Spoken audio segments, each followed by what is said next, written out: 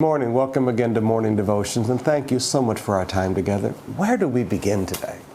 First Kings, we're starting it today where Adonijah, the brother of Absalom, attempts to take over the kingdom of David so that Solomon cannot be named king. One young man who's a brother trying to stop another brother from seeing the revealed will of God fulfilled in his life. That's a great study.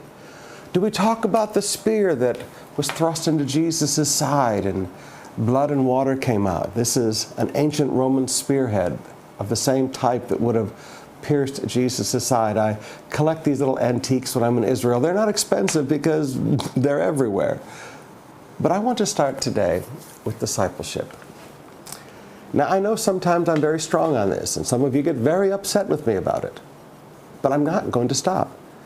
You see, when I was a young Christian, just born again on the university campuses, the shepherding movement was very, very strong. In fact, its headquarters and its peak was in the southeastern part of the United States right when I was just being born again.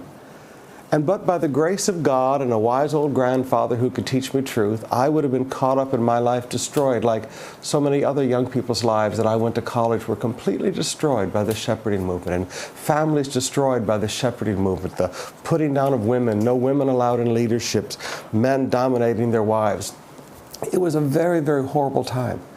Now, I know they've repackaged it, and I know things look more polite, and I know they say they've learned their lessons, but their foundational theology has never changed.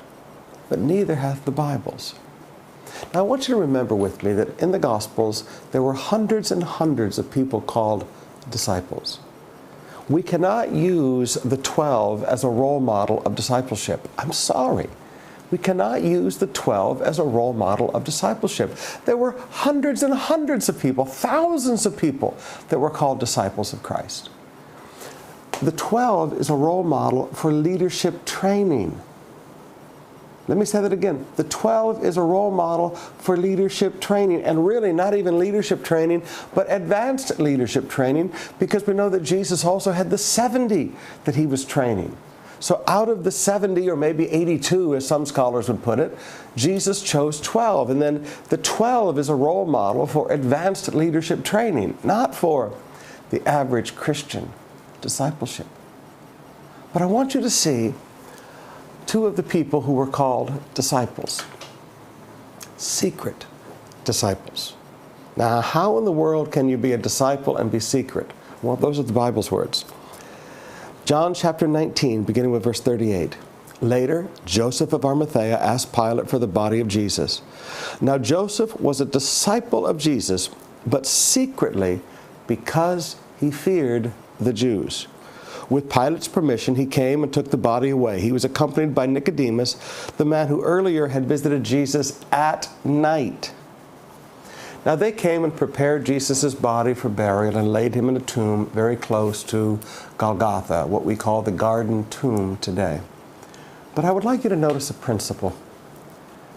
Secret disciples, the longer you wait to reveal your faith, the stronger the stand you're going to have to take. Now there's the principle I want you to see. The longer you wait to take a stand, the stronger the stand you're going to have to take. You see, fear controls you and keeps you in private, but God requires a public display of your faith. Jesus died publicly on the cross for you. He said, if you deny me before men, I will deny you before the Father. Now, some of you are secret disciples, and please forgive me, like anything else that you hide, when it comes out big and it comes out strong. It's like I told a young man one time who'd been lying to his parents. I said, the longer you wait, the harder it's going to be to tell the truth. The longer you wait, the harder it's going to be to tell the truth. And the same is true in discipleship. Some of you are listening to me today and you don't go to church. Your family doesn't know that you believe in Christ. You're a secret disciple.